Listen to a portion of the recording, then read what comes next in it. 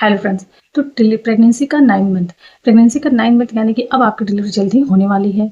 लेकिन ऐसे में भी आपको अपनी हेल्थ का बहुत ज़्यादा ध्यान रखना होता है, क्योंकि आपकी एक छोटी सी गलती आपकी डिलीवरी में काफ़ी ज़्यादा कॉम्प्लिकेशन ला सकती है।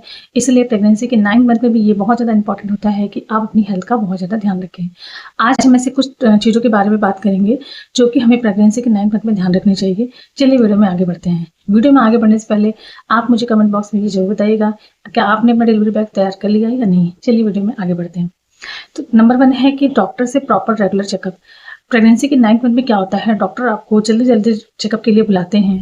प्रेगनेंसी के 9 मंथ में आपका बीपी, शुगर, हीमोग्लोबिन, ये सारी चीज़ें एक नॉर्मल रेट में आना बहुत इंपॉर्टेंट होता है। ये बहुत ज़्यादा भी नहीं होना चाहिए, बहुत ज़्यादा कम भी नहीं होना चाहिए।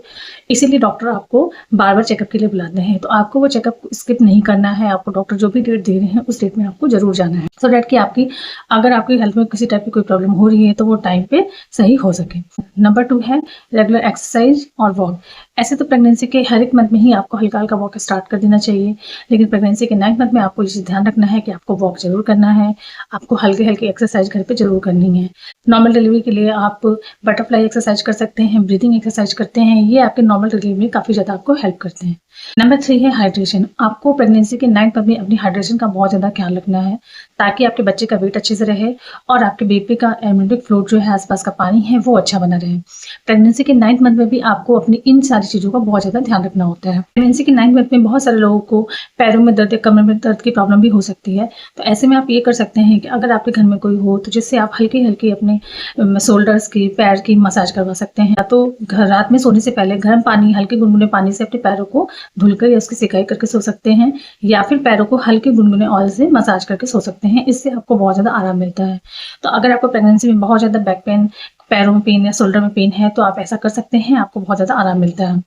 बैक पेन के लिए आपको सोते समय अपने पोस्चर का बहुत ज़्यादा ध्यान रखना चाहिए। आपको सोते समय मैटरनिटी पिलो का यूज करना चाहिए, ताकि आप एक अच्छी पोजीशन में सो सकें। आपको कोशिश ये करना है कि अगर आपके पैर में बहुत ज़्यादा दर्द होता है तो आप पैरों के नीचे भी पिलो लगाकर सो सकते हैं। सोते समय आपको अपने करवट का बहुत ज़्यादा ध्यान रखना है। आप कोशिश करें कि लेफ्ट करवट साइड में ज़्यादा से ज़्यादा सोए, जिससे कि बच्चे को ऑक्सीजन अच्छी मात्रा मिले, बच्चे का ब्लड सर्कुलेशन अच्छा बना रहे। उसके बाद आपको प्रेगनेंसी के 9 मंथ में अपने खाने पीने का भी बहुत ज़्यादा ध्यान रखना होता है।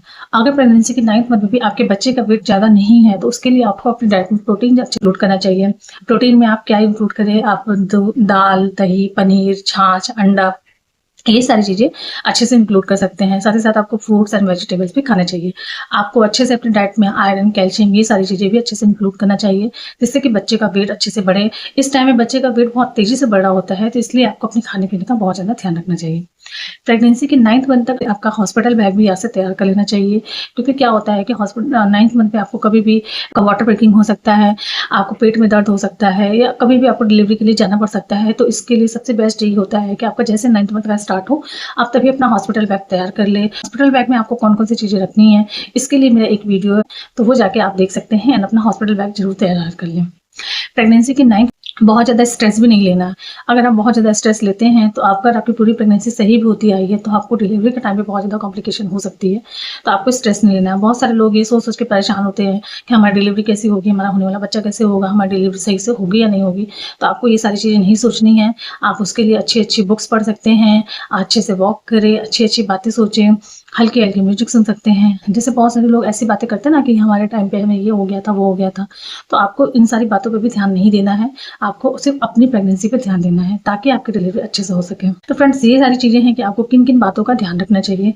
और फ्रेंड्स, आपको कुछ ऐसे और भी चीज़ें हैं जिसका आपको ध्यान जरूर रखना चाहिए। जैसे कि प्रेगनेंसी के 9 मंथ में अगर आपको वाटर ब्रेकिंग हो रही है, या आपको शरीर में बहुत ज़्यादा इचिंग हो रही है, वो सही नहीं हो रहा है, तो ऐसे में आपको अपने डॉक्टर से तुरंत कंसल्ट करना चाहिए।